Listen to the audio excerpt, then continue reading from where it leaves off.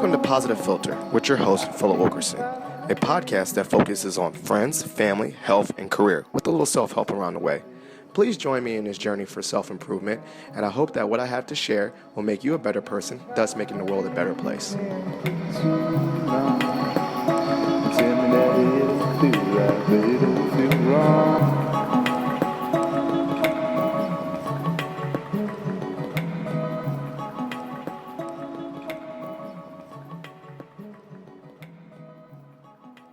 Record. Okay. Hey, ladies and gentlemen, boys and girls, it's Philip Wilkerson, aka Positivity, aka Prince of Positivity, aka your favorite alpha, aka I got Austin, Texas on my leg, and I'm joined by a very special guest. Actually, this is probably a new special guest. This is my Neo. This is my dude, my guy, DeGeorge. Now, everyone's a special guest, but DeGeorge is very special to me, as I said earlier, because he is, in fact, my Neo. Brought him into the house of alpha. But he also has such great ideas that he's going to share with the listeners today. And I'm just really excited about this. I told him, as soon as he crossed, I was like, you're going to be on my podcast. It was already a done deal. So for the listeners, DeGeorge, give the listeners a little bit of who you are, a little introduction. Hey, what's going on, Phil? Thanks so much for having me today. I'm excited to be here and to talk to your listeners as well. So myself, I'm originally from California. I've been on the East Coast out here in DC for going on 13 years. So I've had quite a journey from moving out here at the age of 22 and just kind of just putting my head down and charging ahead. So I've developed over those years some experiences and some journeys I want to share with you in terms of how they can continue to find and march toward their purpose. So that's some of the things I want to talk about today, but I'm just excited to be here. I'm just thankful for this opportunity as well. Man, and so, if anyone ever meets you, they know that you just give off such great positive energy. And, there's people that you meet and you're automatically attracted to their energy. Like, man, that dude is doing something.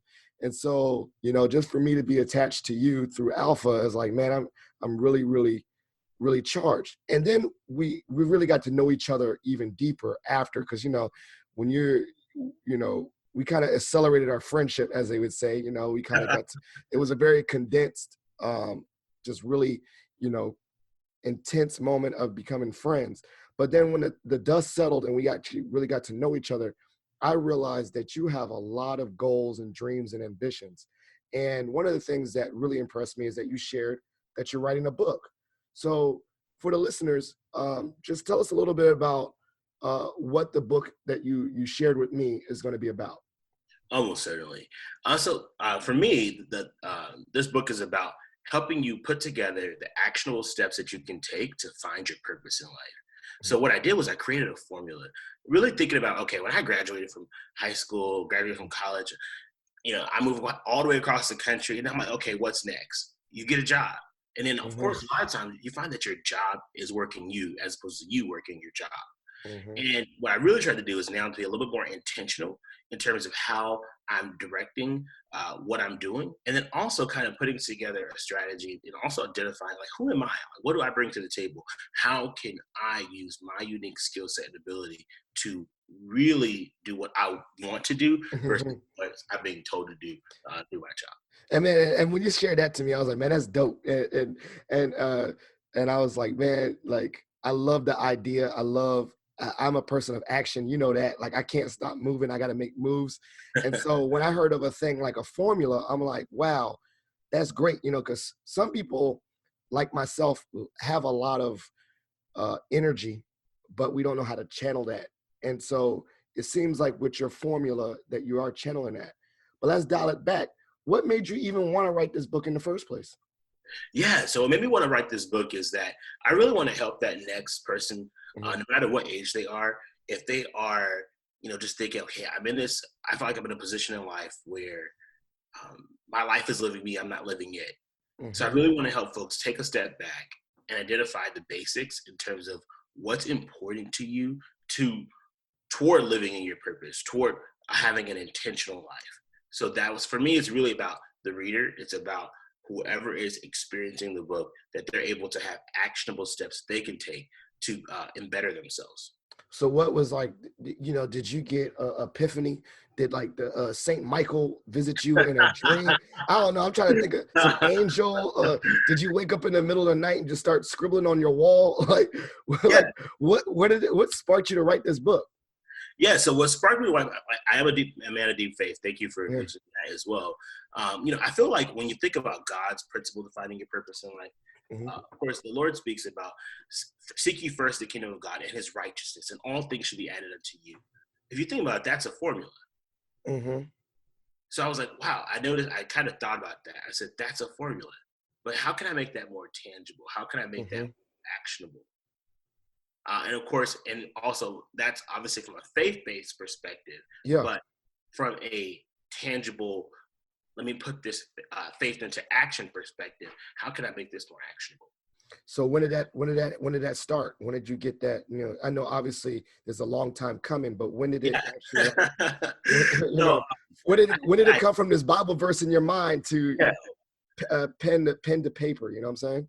most certainly. I had the idea to start writing a book about 3 years ago.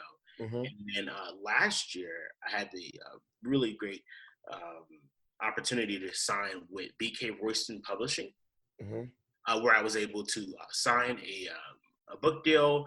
And I'm still in the process of finishing up the book, but I was able to sign that book deal and really kind of gave me the flexibility to be able to own the book, to also kind of set up a way of distribution, and then of course give me the tools I need to be able to get out there eventually and market the book, and Yeah.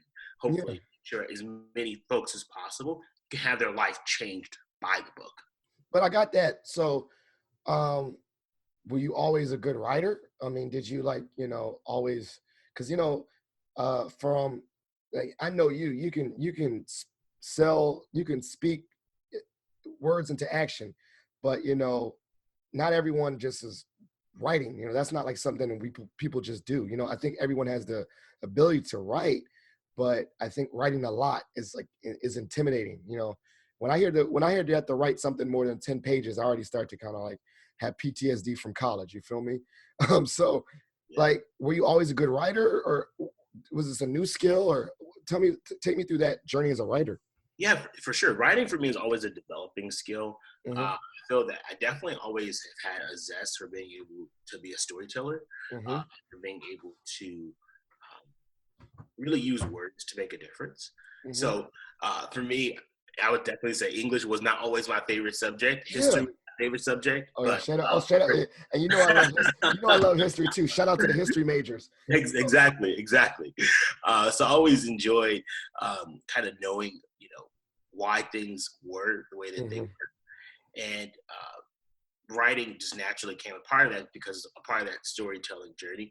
Of course, one of the good things about writing a book is that you have plenty of editors, Yeah, true, true. Yeah, and yeah, and I'm true. thankful that I have editors who are reviewing everything for me and making sure Gotcha. that it makes sense. So okay, so you got the editors, you got people to give you support, and you had the inspiration, taking us through the journey. Um, where is your favorite like time to write? Like, how did you set a plan? Did you say, I'm going to finish this in 6 months, and then work your way backwards and say, I'm going to do like 10 pages a day? Or, that's a lot of pages, but you know what I meant? Like, Yeah. maybe 1,000 words a day, did a word count. I don't know. Because, I'm very interested in writing a book as well. Mhm. But that, like I said, is the most intimidating part, is the quantity of writing.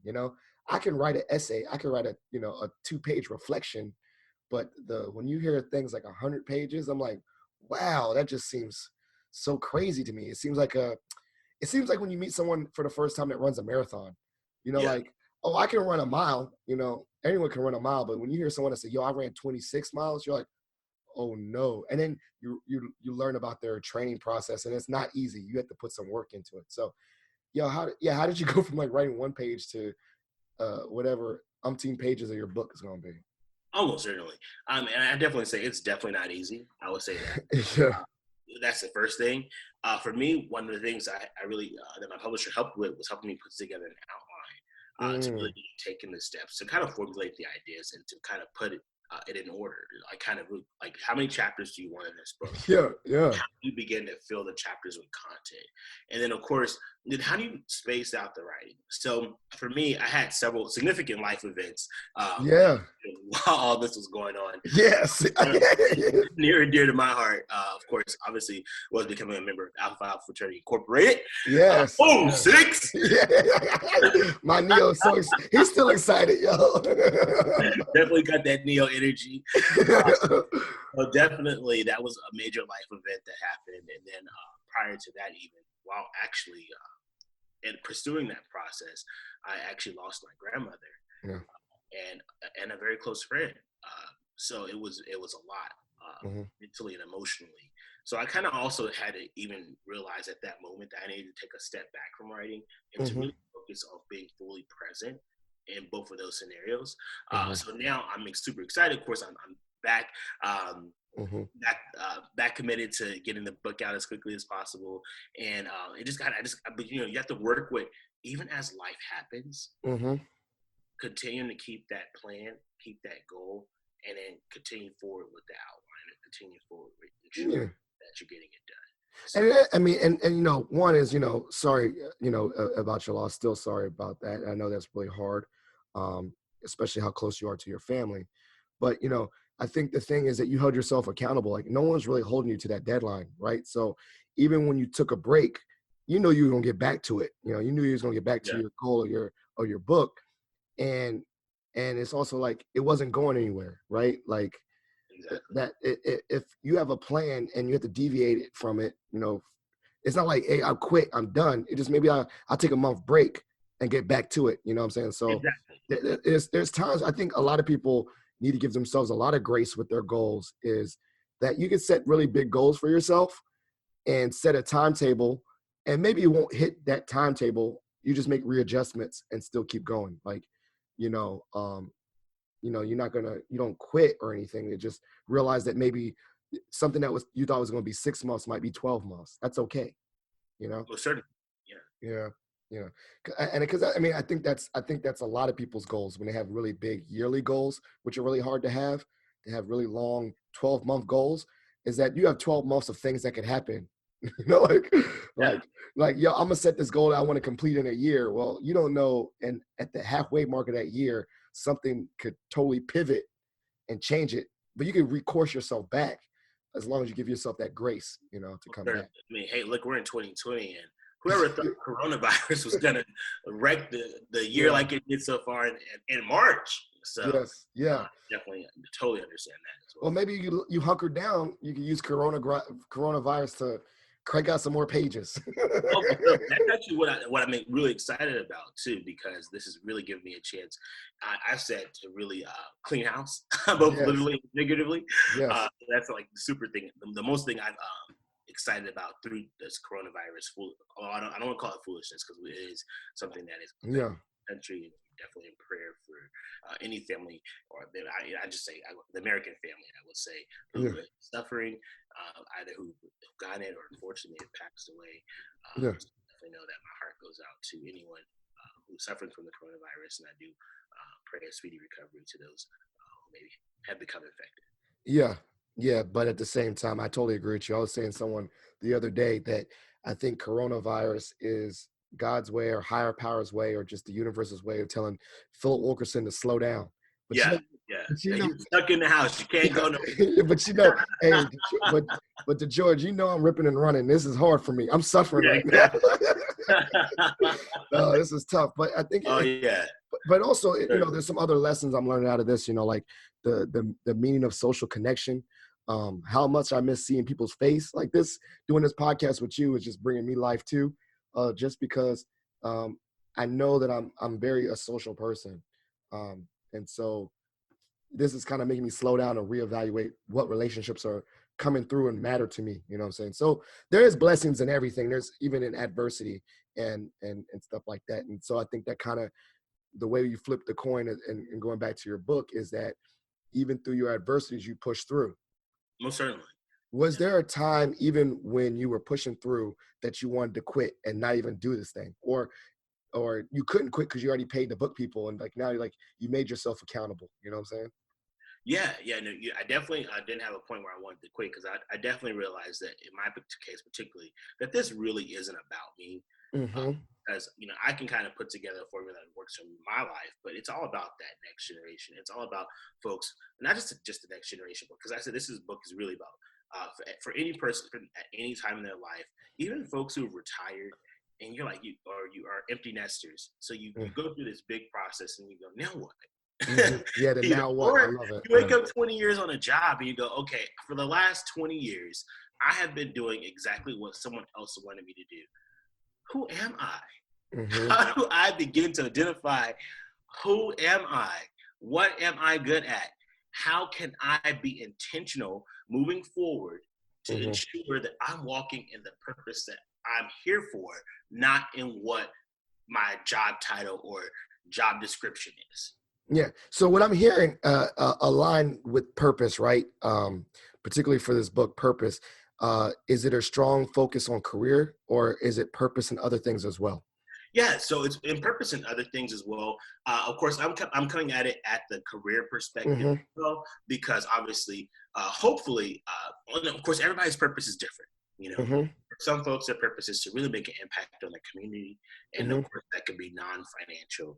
Mm-hmm. For other people, their purpose is really, and I do believe this: when you are walking in your purpose, that is when things begin to align to maximize your earning potential. Mm-hmm. you know, Yeah. Whether it be, and including, like, let's say, and that's why I said from a career perspective, when you really truly understand the things that motivate you, the things that you're passionate about, that is ultimately what enables you to connect and to enjoy what you do and to make the most impact both for yourself and for the folks around you. I get that. I mean, on a small scale, I found recently that the word purpose means a lot. That's kind of like my driving factor. And so, I have not walked in financial purpose yet. We'll see, to be determined. But I definitely know that I have a strong impact on students. Um, they make me very happy working with them, helping students, seeing students get jobs and succeed, and just developing young leaders, particularly at the college campus. And so I do really enjoy, like, I actually thoroughly enjoy my 9 to 5 in higher ed. Now, whether I'm going to get paid more, who knows? Whether I'm going to do things that pay me more in that role, I don't know yet. But the point is, I think I do agree that certain things are aligned right now because I do thoroughly enjoy what I'm doing that offers a paycheck.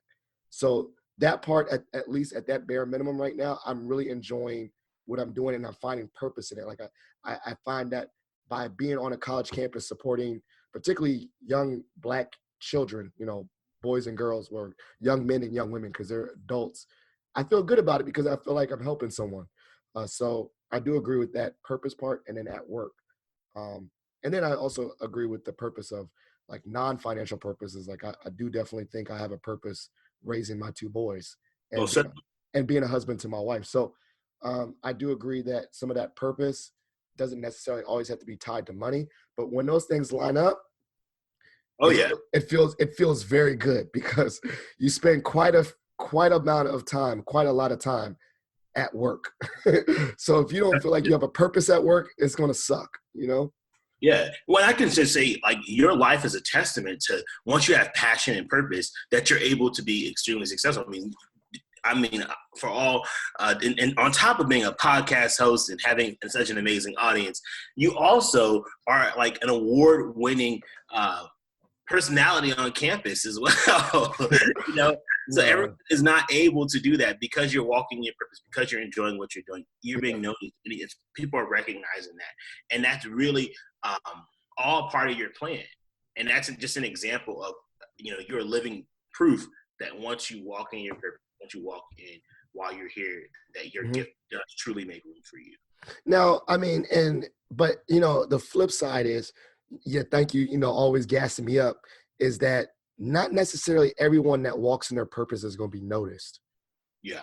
I'm very fortunate that uh, people make notice. Like I work really hard and I get awards, but I bet there could have been. I definitely think there's people just like me that work on their purpose, even at Mason, the unsung heroes that feel just as happy as me with a smile on their face, but won't get awards.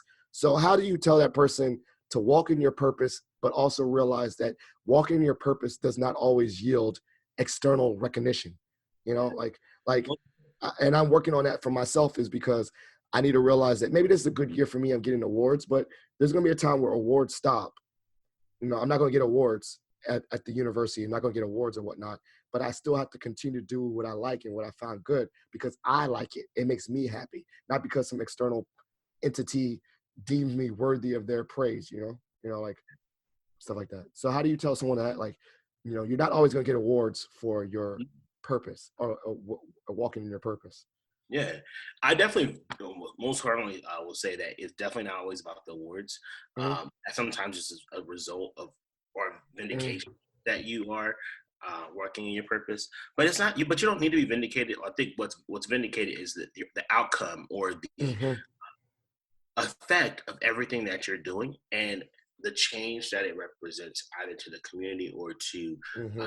your household or to um, your place of employment or to your own business if you are taking that leap of faith and doing an entrepreneurial type thing. I think that, of course, it takes a lot of hard work in life to be able to be in a position to where you can Mm-hmm. say that you truly are walking in your purpose and making the impact that Mm-hmm. you want to make. And so while it may not always go recognized publicly, but as long as you continue to keep your head down, continue to take that one step at a time, that in at the collective end of your journey, that you can look back and say, you know what, I did a lot. I made a lot. So, And what about for you, and maybe I don't know if your book, obviously we're going to do teasers because I want the people to listen to this book. I mean, oh, sure. buy the book. But what about changes? Your purpose is fluid too, and it changes over time, right? Mhm. Do you believe that? Well, I think that they're core parts of your purpose. So, in terms of particularly in terms of self-identification, Mm-hmm. that's probably going to be like the core is going to be the same.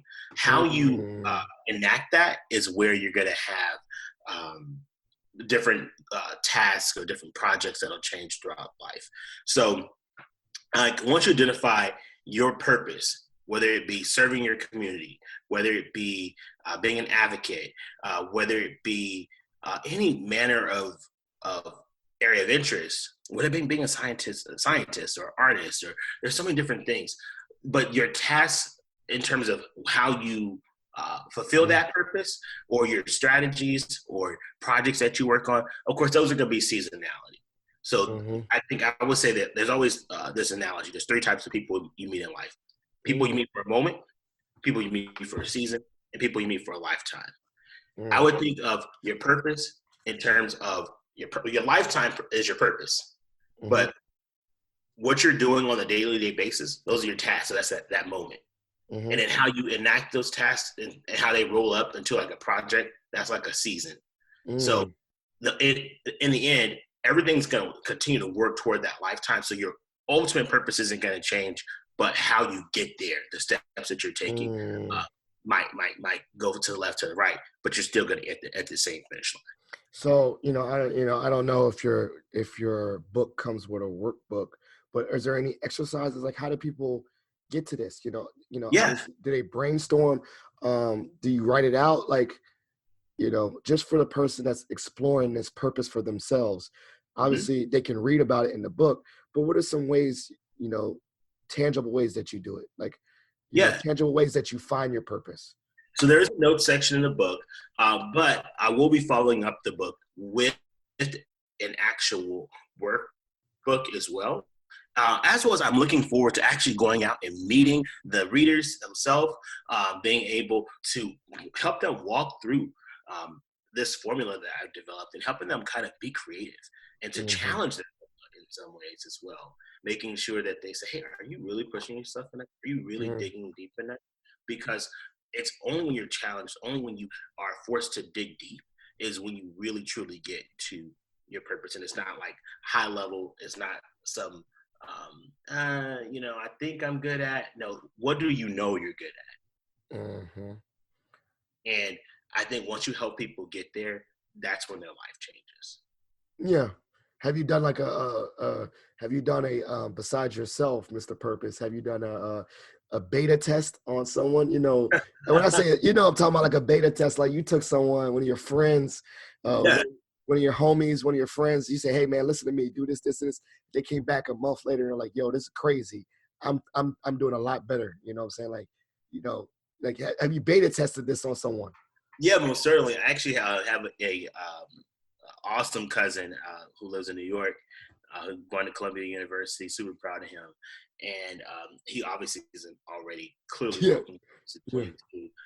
He's founded a company, but I kind of told him about it and helped him walk through the exercise, and it's just been super exciting seeing how he is kind of continuing to come back to that. And he's yeah. at 22 years old, just graduating college this spring.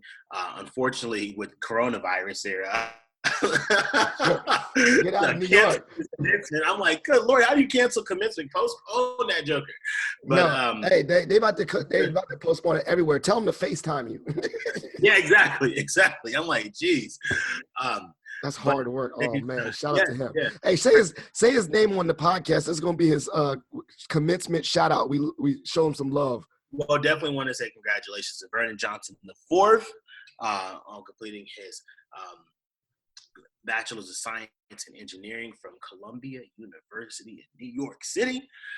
Just super excited about him and everything that God is doing in his life. He has launched a company on blockchain, and I'm just really excited for him. But one of Yeah, the things I want to say with him is that he is truly walking in his purpose. He's yeah, identified what are the things he's good at, what does he care about, and how does he combine those mm-hmm, two things, which is the essence of what my book is about, mm-hmm, to really achieve his purpose and to go charging at it. yeah, And I think that he's just an example of someone who's able to do it at a young age. So mm-hmm, I believe his life is going to be totally set up for success because of that. But it's really at any point in life, are you mm-hmm. taking that step back to really identify the things you're good at, what you're passionate about, and how the combination of those things is going to allow you to live your best life and live your most authentic self. Yeah, I love it. I love that he can do it young, but also at the same time, I guess what we call middle age.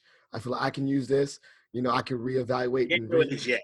yeah, reset. Hey, if it's middle age, I think at 30, that's only me to 70. Man, I know. I'm gonna say I'm middle age around 40 because you know what I'm saying. I'm trying to live 80 plus. You know what I'm saying.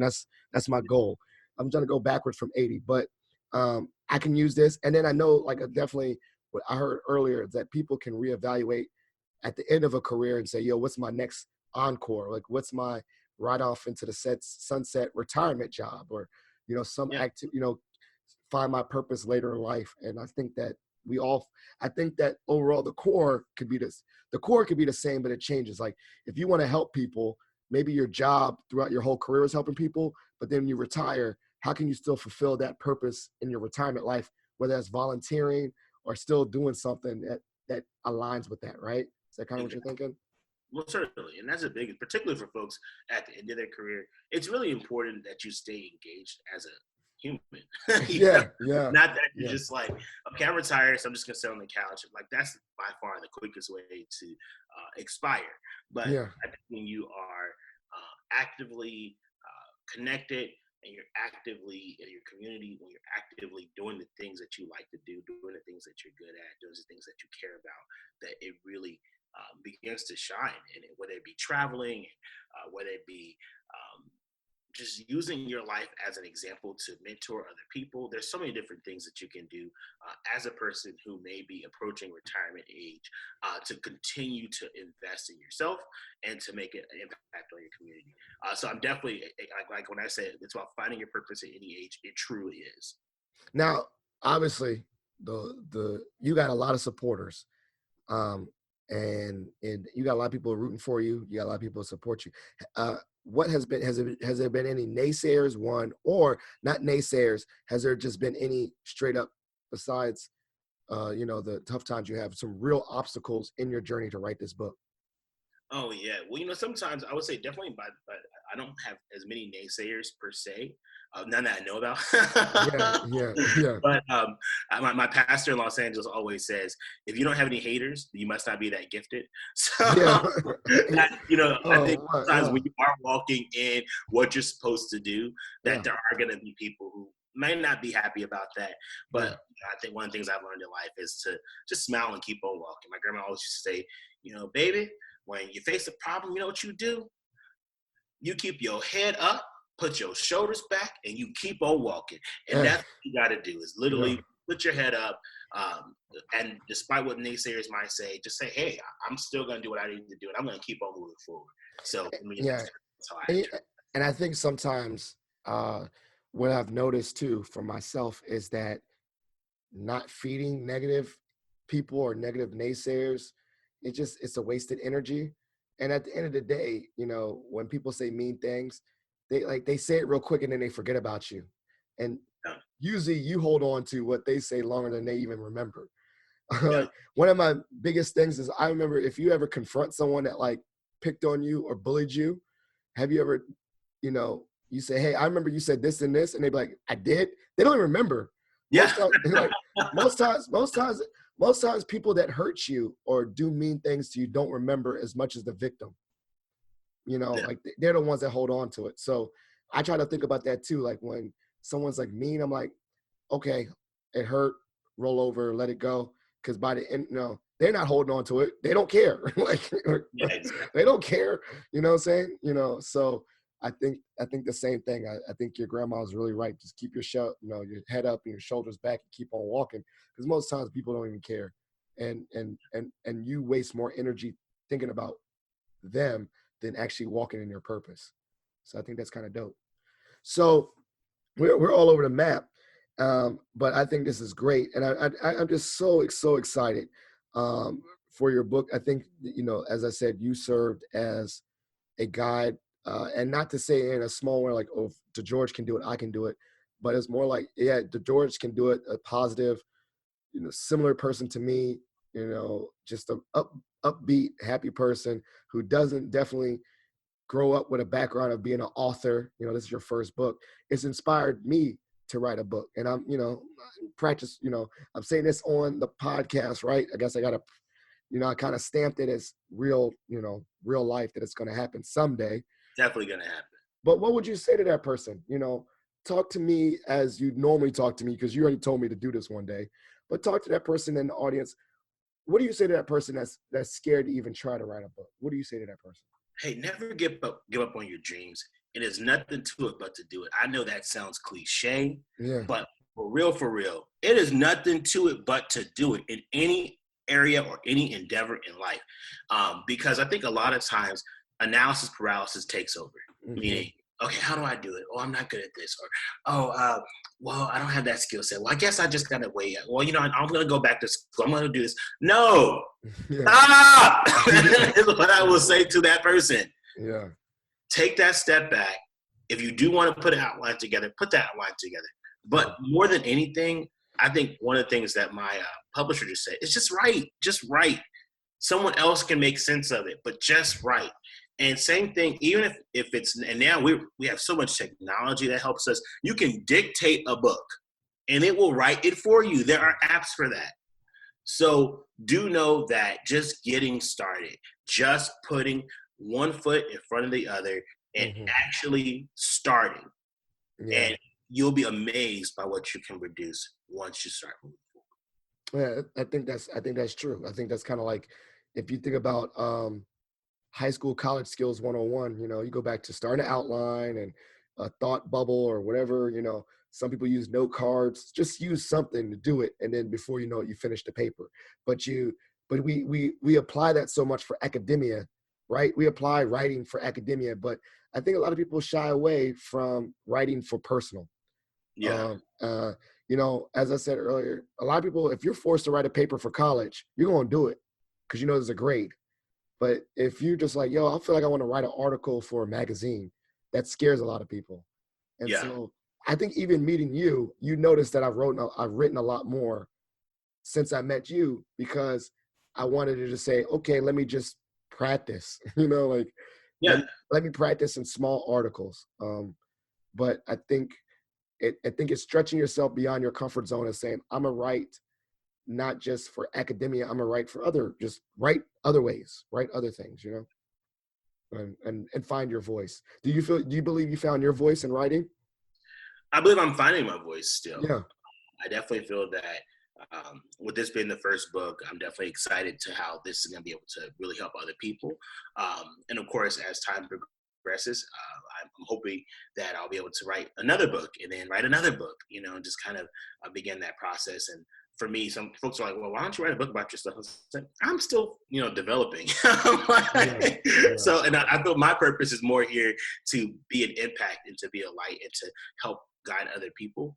So, you know, hopefully after I've done that a bit, then maybe I can come back and write something a little bit more about that's more introspective. But at the same time, I feel that, you know, just what I would say to that person who's out there and just trying to get started, just start, just do it. You can do it. Now, not to give away all the secrets and not to give away the formula per se, but teaser, teaser for the audience. What will they expect to find in this book? Or maybe if you don't want to give like the way, like the X, you know, maybe you could do the 1 + 1 = and don't give us the zero. I mean, whatever. Give us a little bit about the formula, but without giving us too much. Whatever Well, you're so comfortable with, but you know, I want people to buy the book too. So we don't want to give them away everything. You know what I'm saying? yeah, so this formula is really focused on folks who are beginning to figure out themselves. When you become more introspective themselves and say, hey, what am I good at? That's the first thing. Like, so there will be Mhm. strategies and actionable things that you can do to discover what you're good at. How have other people found what they're good at? So that it Mhm. helps shape their thinking about, hey, what am I good at? And then once you figure out what you're good at, then what motivates you? What makes you get out the bed each morning to do something, to be something? And that combination, when you take what am I good at, what motivates me, what drives me, that is where you can begin to identify what your purpose is. So this book is going to help you really, again, find and identify what you're good at. Because a lot of us, we're good at a lot of different things, and we never take the time to actually really realize what and how good you are at those things.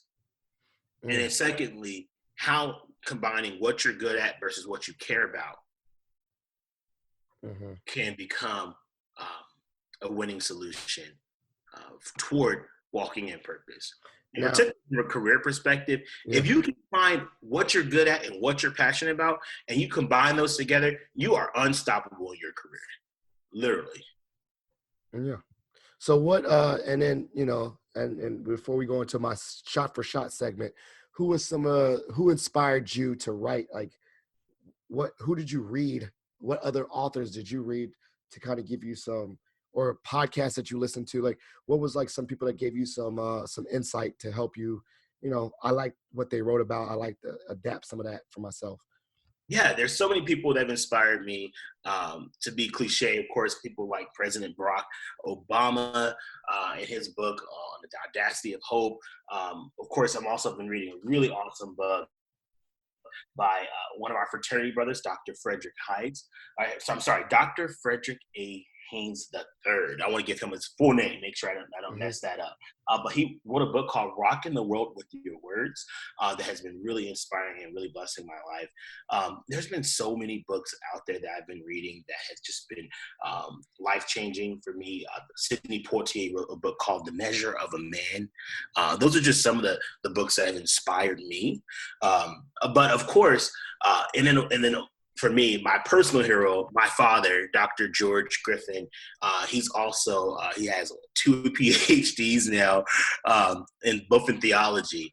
He writes Okay. more from a religious perspective, but that's also been an inspiration for me in terms of wanting to put together a book and try to live up to the standard that he set as well. Oh, that's amazing. Okay, well, I didn't know that. Now I just learned something new. To get the good doctor to follow in his footsteps. Shout out to him. It's always interesting to see who sets bars for people and how you measure up, because we all walk in excellence. It's kind of like the thing is it's generational. Like definitely pay homage to our parents because they kind of leave a legacy for us, and then we kind of just walk into that and take it to the next level. So it's this is the segment of our show called Shot for Shot. You get to ask me any random question. I get to ask you any random question related to this topic or not. Who cares? It's just shot for shot, whatever.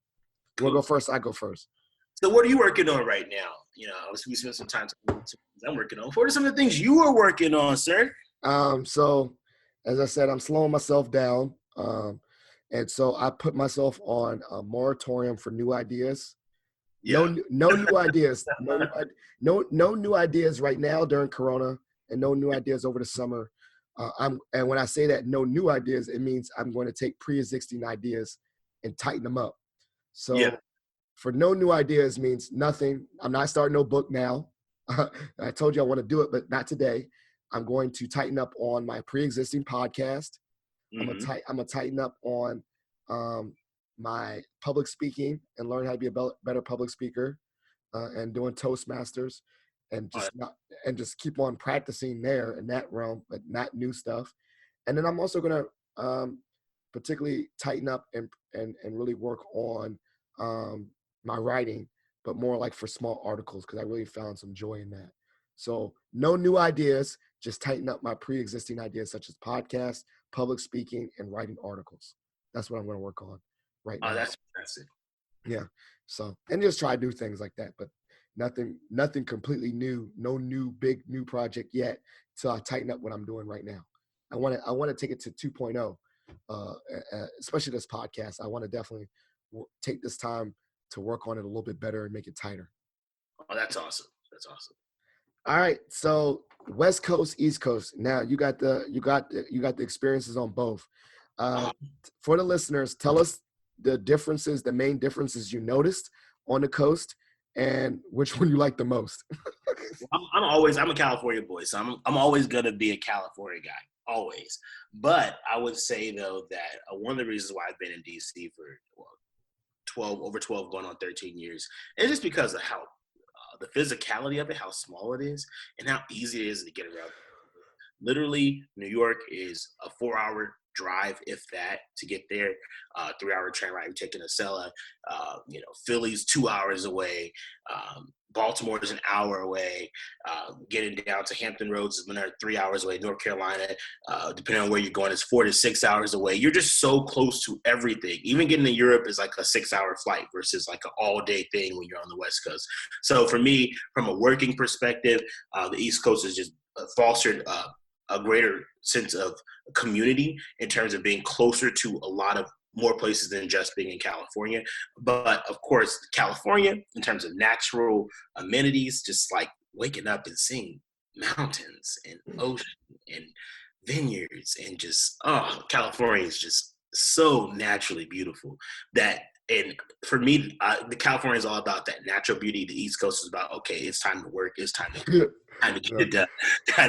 No, I was waiting for you to get there where you said hustle and bustle and who you know on the East Coast and more chill on the West Coast. Yeah. I went there one time. I already felt it. Like, I think one of the most beautiful places I ever been to was Monterey. Mm-hmm. Oh, that's gorgeous. And Pebble Beach. And I was like, man, this is the best place ever. And everyone was so relaxed. But then you get back on the East Coast and everyone's like ready to work.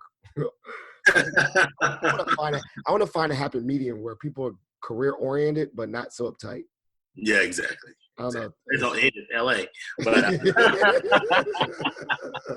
yeah, I feel that.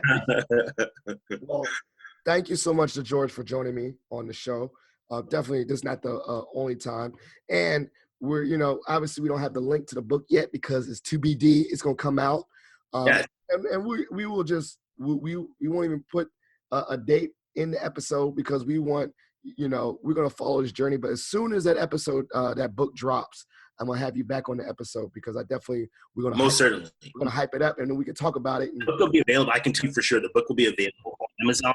Yes, most certainly. The book will be available on Amazon. Listeners can go out there and grab them a copy of the book on Amazon, as well as other online retailers. I will be also having physical copies, but I'll be selective about which stores those get to initially. But right away, you can get the book right in your hands on Amazon. So I'll be really pushing that.